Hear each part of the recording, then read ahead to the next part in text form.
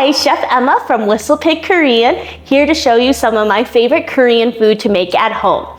Today we're going to be making one of my favorite non-spicy Korean soups, which is a Bulgogi Ddukbaegi, which is very similar to like a Korean hot pot soup.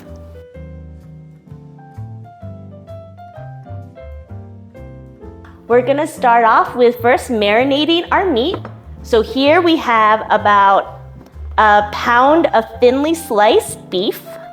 We're gonna marinate it with a little bit of sugar, some garlic, some fresh grated ginger,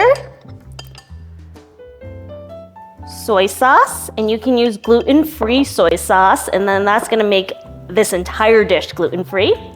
A little cooking wine or sake, some toasted sesame seed oil, and then some fresh cracked pepper.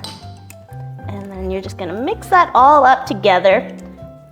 And also always feel free to use any other marinade recipe that you prefer. If you have one that is your favorite, feel free to use that. Or if you like your meat a little bit sweeter, add some more sugar, or if you like more or less ginger or garlic, feel free to, mix that up however you like, and then we're just gonna let that sit and marinate for at least 30 minutes, or you can allow it to marinate overnight. Next step is we're going to soften up our sweet potato starch noodles here. So we have just enough for one bowl, so they will expand, and we're just gonna soak them in some hot water to soften them up for once we add them to our soup. Add in some hot water, give it a little stir, and then we're just gonna let that soak for a moment. Next step is going to be making our broth for it. So we're gonna start off with 2 cups of water.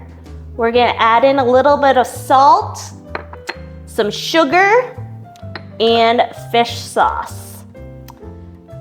So it's gonna be a little bit sweet and a little bit savory. If you are opposed to fish sauce, you can use soy sauce. However, I think that the fish sauce definitely adds a little bit more of a complex umami flavor to the broth than just plain soy sauce will. So now that we have that, we're gonna start assembling our dish here. So first off, this is a Ddukbaegi bowl.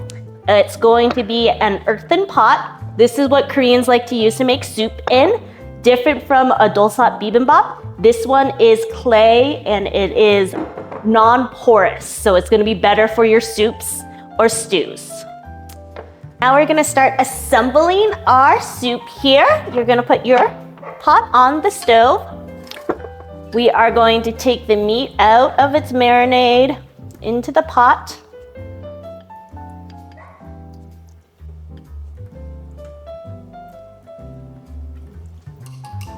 Add in some julienne carrots, some sliced onions, and then add in our broth.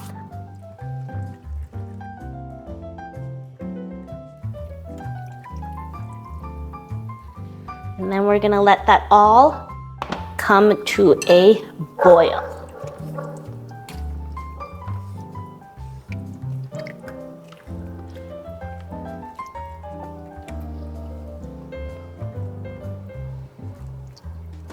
Our soup is boiling.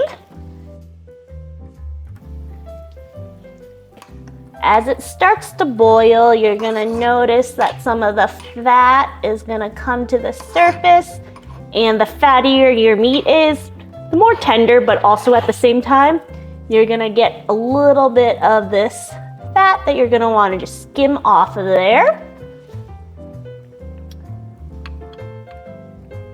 But also you don't wanna take away too much of the broth.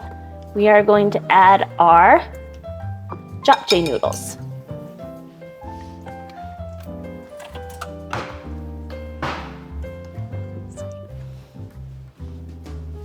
Our japchae noodles have been added into there.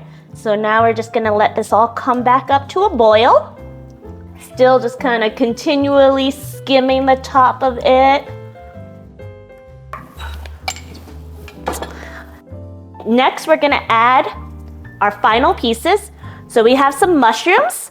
If you can, enoki mushrooms are great, but sometimes hard to get in good quality. So whatever good Asian mushrooms you can find is perfect. We got some scallions, and then we have an egg. The main thing with the egg is we're gonna basically poach it in the liquid. So you do want it to come to a boil. Make sure you got some bubbles around the edges, because what we're gonna do is you're gonna crack open your egg there, and then we're just going to very gently plop it into the middle there. Then we're gonna add in some of our mushrooms. You can try to make it look all pretty here. And then feel free to add in as many mushrooms as you like. Asians, we love our mushrooms, so kind of the more the better. And then we're gonna top it off with some scallions there. And then we're just gonna let that boil a little bit longer so that the egg can do a soft poach in that broth there. And then we're just gonna top it off with some sesame seeds, and it's done. We're just gonna add some sesame seeds. I like to give them a little bit of a pinch just to break them up, release all that nutty goodness into there. And then we're gonna turn it off.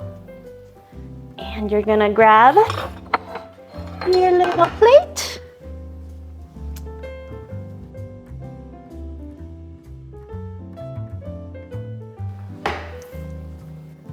If you do have one, you can get one of these nice little lids here. And then often it's served with a bowl of rice. So you're just gonna show you how that all came out. So we have that soft poached egg in there that's still getting poached. So what I like to do is I like to break it all up, then mix it in there. And then you have this lovely, delicious beef soup.